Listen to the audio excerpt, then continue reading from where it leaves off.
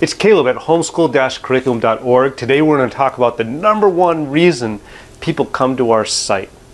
But first, allow me to introduce myself. I'm a father of three who got frustrated enough with my youngest child's education.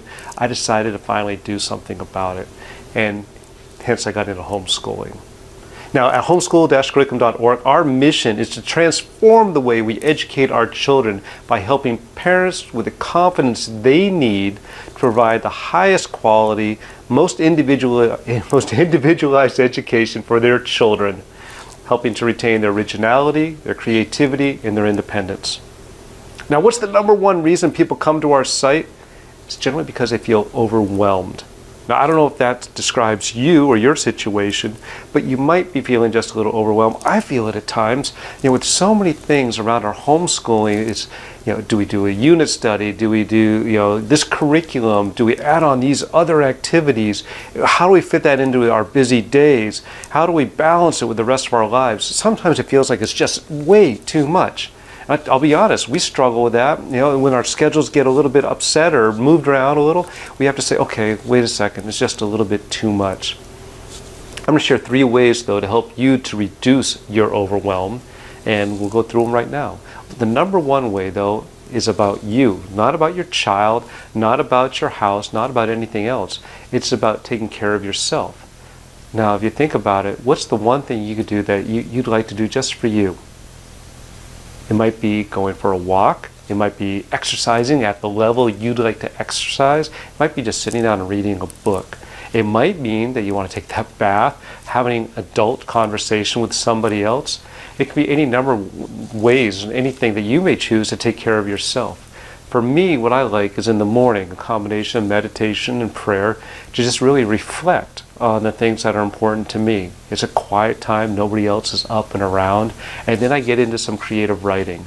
And I enjoy just that period. I'm at my peak for creativity. I can think a little bit more clearly, and it's before all the noise starts up in the house, and I can just do something just for me. And I tell you, it makes my day completely different when I can get involved in those activities. I feel refreshed already just thinking about it.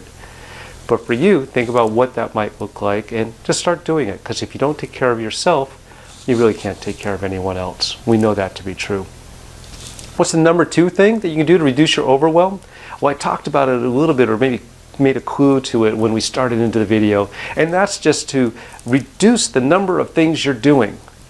Right? I'll say it again, reduce the number of things you're doing. Sometimes we add them all in, and I've got it here too. We want to do music, we want to do art, we want to do nature centers. Then we said, my wife said, well, why don't we add in an instrument on top of the music stuff we're doing, and the drawing, and there's all these things that we want to throw in. Well, some days you got to say, we just can't do it all. There aren't enough hours in the day, and that's fine. It's okay to be inefficient. Let's just take it easy. So step back and remember that the core of your education is instilling a love of learning. And we can start going right back to just reading.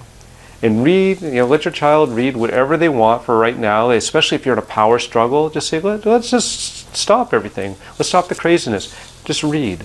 And then you can pile on or build onto that with a little bit of writing. Write what you read about. Write a journalism for reflection. It could be fiction, it could be nonfiction, but it's a great habit to write every day, to put some thoughts to paper. It not only does it improve your ability to think, your critical analysis, but also allows your ability to reflect and develop a sense of self.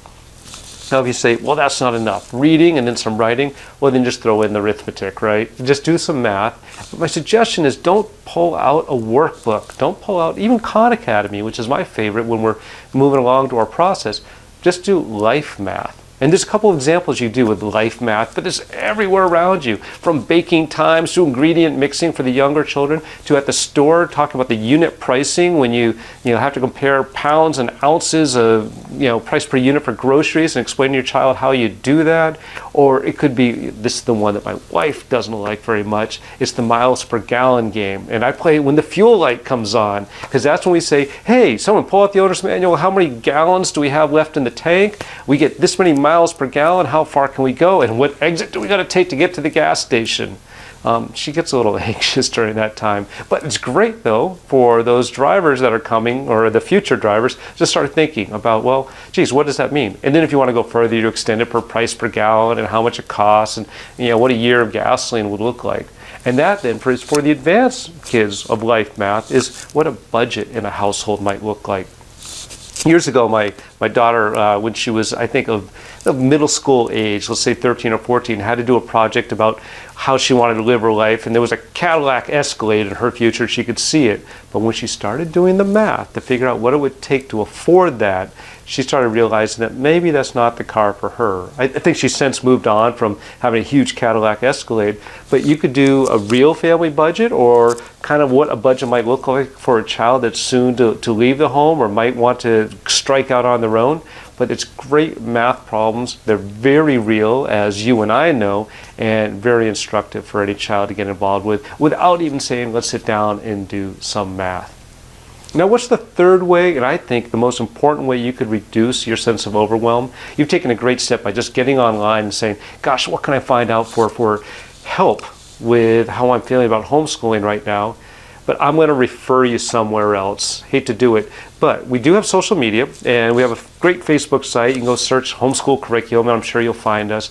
But even better, Google homeschool in your community, whatever your city is or zip code. Just Google that and find a homeschool group in your area, because you're going to go and you're going to find other people that have gone through exactly the feelings you're feeling now, and you'll be able to have a nice conversation, maybe not even about homeschooling, but just with somebody that can empathize, commiserate, maybe advise, and help you out with what you're doing.